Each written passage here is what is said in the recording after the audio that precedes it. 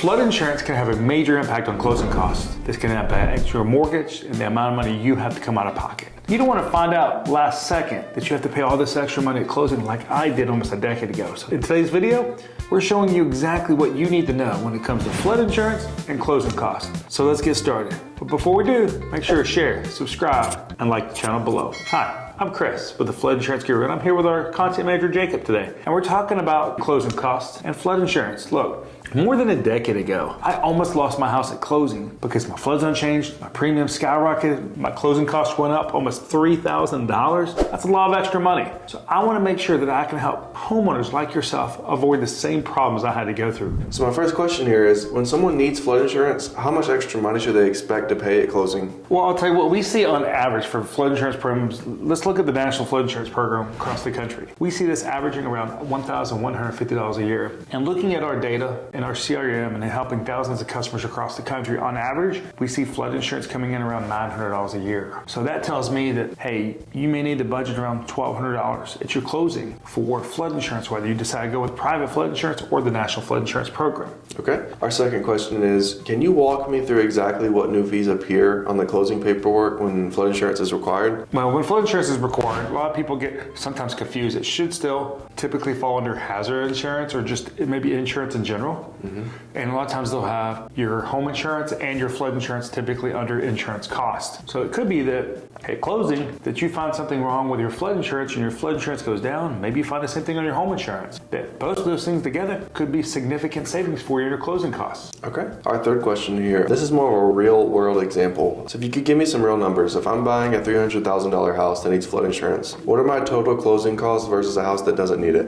Well, like we mentioned, it's basically going to be a year's worth of premium because flood insurance has to be paid in full. So on average, we see about $1,200 a year at the National Flood Insurance Program, a little less on private. But it really depends on the flood risk. And look, what the first thing you want to do, and you can do it by clicking the bottom of this video, is get your flood risk score. The higher the score, it could be a good indicator that premiums are going to be higher than that national average. The next thing is asking the current homeowner if they have an existing policy, maybe through the National Flood Insurance Program, that you could take over. This could cause significant savings because they could be part of what's called glide path. This means the rate slowly goes up over time. And I'll give you an example. Actually today on a commercial property, customer was getting a $10,000 quote, but the existing policy the homeowner had was about $800. Wow. And so they're able to take over that existing policy where that rate slowly goes up over time. And it's going to take a long time to get to that $10,000 instead of just hitting it overnight.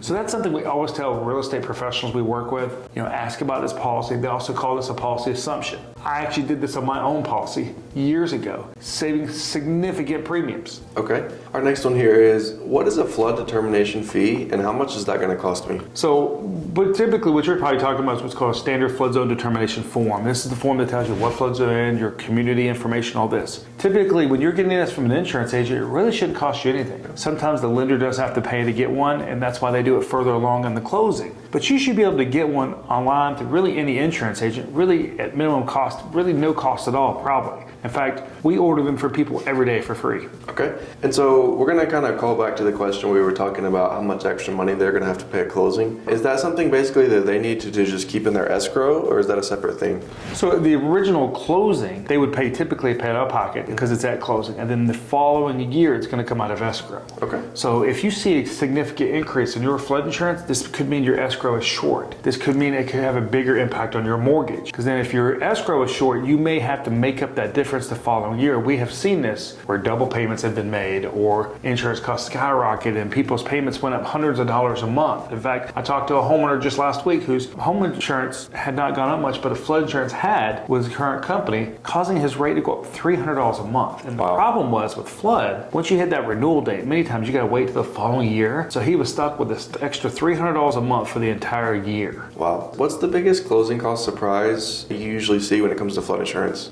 Sadly, what we see is they get hours before closing and they find out flood insurance is required, which really should be something that they know weeks in advance. And it's really easy to get your flood zone. It's really easy to know typically if something's going to be required or not. Think about this. If you've got a mortgage and you're buying a house in the flood zone that starts with the letter A or the letter V as in Victor, flood insurance is going to be required. If you're an X, it's not typically going to be required. And so what's the earliest someone can find out exactly how much they'll be paying at closing for that flood insurance? Now, that really goes back to the lender as they're building out the closing cost settlement. But what you want to look at is when getting that flood insurance quote, typically most flood insurance quotes are going to be good for about 15 to 30 days. So while you could get this quote a couple months before closing if you wanted to, potentially you got to be careful because that rate could change on you if that quote expires. We see this happen all the time where someone will call in to get a quote one week and it changes the next, whether it be private flood insurance, maybe a risk changes with the National Flood Insurance Program, there's some kind of new rule, and that grace period kind of expires for them and the rates changed. Okay, and so kind of piggybacking off of that question,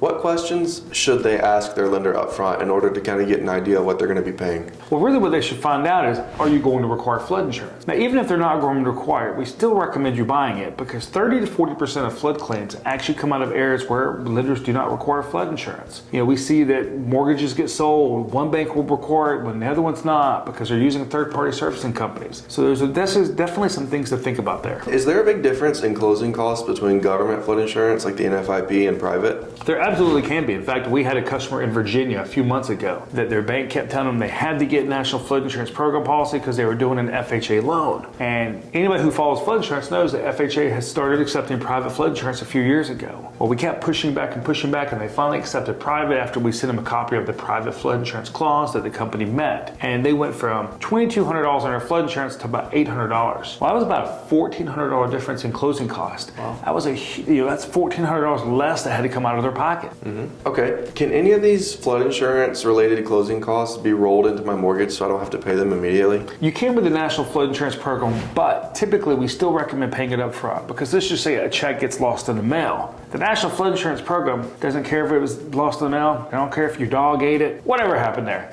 But if it doesn't get within that 29 days with a mortgage, or if an insurance agent or a customer's making the payment, typically 10 days. If you're one day past that, they're going to throw on that 30-day wait period, which can have a big impact on your loan. We see it happen all the time. Can I negotiate with the seller to pay some of these flood insurance closing costs? You absolutely can. We see people do it all the time. That's something you want to have a conversation with your real estate professional about, having this as part of it, maybe bringing the price down or, as I said, taking over their policy.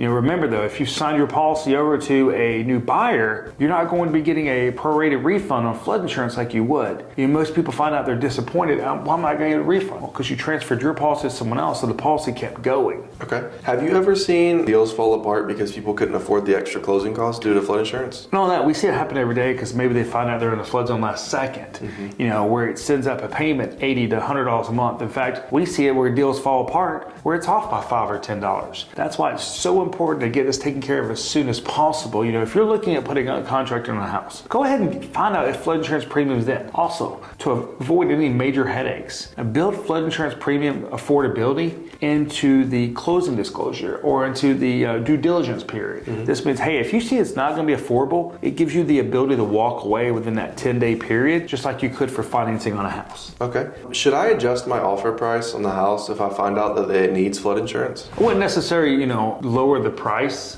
because even though if maybe in a flood zone it's required now, depends on the flood risk score. Definitely it's a conversation I have with your real estate agent about that, about what you should do in that situation. In my situation, when I bought a house in the flood zone, they didn't lower the price. When I went to sell my house and flood insurance was required, I didn't lower the price on my house. Now, thankfully, I actually ended up changing my flood zone a few years after that and ended up increasing my property value almost 40%. Wow. If someone is about to close and they discover these extra costs, is there a good way to react to that? How would you recommend that? Well, I would recommend, taking action as fast as possible. Making sure that you've got your quote from the National Flood Insurance Program, you verified that if there's a policy in place, if it can be assumed or not, that you have checked with a flood insurance agent near you on at least 3 different private flood insurance options. Because remember, private flood insurance companies all look at rating different. They all look at risk different. They're looking at all these different things. So their rates may be all over the board. Like today, we had one that was $1,600 and one that was $10,000. Wow. Because of the distance to the floodway, which can have a major impact